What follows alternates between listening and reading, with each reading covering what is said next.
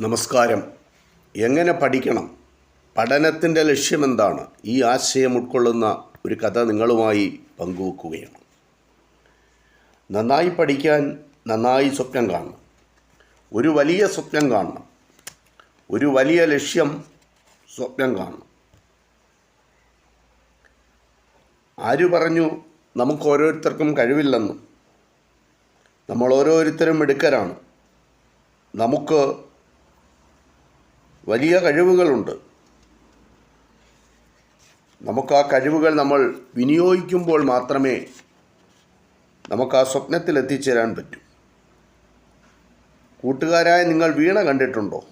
വീണയുടെ കമ്പികൾ അഴിച്ചിട്ടിട്ട് വീണ പാടുന്നില്ലെന്ന് പറയരുത്. വീണയെടുക്കണം. അതൊരു സംഗീത ഉപകരണമാണ്. വീണക്കമ്പികൾ മുറുക്കണം. വീണക്കമ്പികളിൽ സ്പർശിക്കണം. അത് തൊടേണ്ടിടത്ത് തൊടേണ്ടതുപോലെ തൊടണം. വീണ അപ്പോഴേക്ക് ഉണരും. അതിൽ നിന്ന് സ്വർഗീയ ഗാനം ഉതിർക്കും. എൻ്റെ വീണയ്ക്കുണ്ടോ പാടാൻ കഴിവ് എന്ന് ചോദിച്ചാൽ വീണ മീട്ടാൻ മെനക്കെടാതെ നിരാശപ്പെട്ടിരുന്നാൽ ഒരിക്കലും സംഗീതമുയരില്ല. ഓരോ മനുഷ്യരും ഓരോ വീണയാണ്. സംഗീതമുറങ്ങുന്ന വീണ.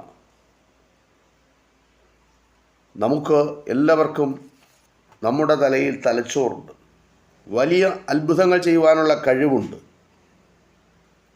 ആ കഴിവുകൾ എന്തൊക്കെയാണെന്ന് നമുക്കാർക്കും അറിവില്ല. എല്ലാ കഴിവുകളും ഉറങ്ങുകയാണ്. എല്ലാ വാസനകളും ഒളിച്ചിരിക്കുകയാണ്. എനിക്ക് കഴിവില്ല എന്ന് പറഞ്ഞ് കരയുകയാണ് നമ്മൾ ഓരോരുത്തരും. അപ്പോൾ നമ്മുടെ കഴിവുകൾ പുറത്തു വരില്ല. ആ കഴിവുകൾ പുറത്തു വരണമെങ്കിൽ നമ്മൾ അതിനായി പരിശ്രമിക്കണം. അതിന് നമുക്കൊരു ലക്ഷ്യമുണ്ടാവണം. ഉന്നതമായ ഒരു ലക്ഷ്യം നമുക്ക് വേണം. മഹത്തായ ലക്ഷ്യം, മഹത്തായ സ്വപ്നം. മഹാന്മാരായിട്ടുള്ളവരെല്ലാം ഇക്കാര്യം പറഞ്ഞിട്ടുണ്ട്. ലക്ഷ്യം വളരെ ഉയർന്നതാകണം. അതിനുവേണ്ടി ജീവിക്കണം. അതിനുവേണ്ടി പരിശ്രമിക്കണം. അപ്പോഴേ വലിയ നേട്ടങ്ങൾ ഉണ്ടാവുകയുള്ളൂ. ആ വലിയ ലക്ഷ്യം നമുക്ക് വേണോ എന്നുള്ള ചിന്ത നമുക്കുണ്ടാവണം. പക്ഷേ ചിന്ത മാത്രം പോരാ, അത് വേണം എന്നുള്ളൊരു താല്പര്യം നമുക്കുണ്ടാവണം. സ്വപ്നങ്ങളില്ലെങ്കിൽ ജീവിതമില്ല. മഹത്തായ സ്വപ്നം വേണം. മഹത്തായ ലക്ഷ്യം വേണം. മഹത്തായ ചിന്ത വേണം. മഹത്തായ പ്രവൃത്തി വേണം. അത് ജീവിതത്തെ മഹത്വമുള്ളതാക്കുന്നു. ചെറിയവൻ്റെയും വലിയവൻ്റെയും ജീവിതം മഹത്വപൂർണ്ണമാക്കുന്നു.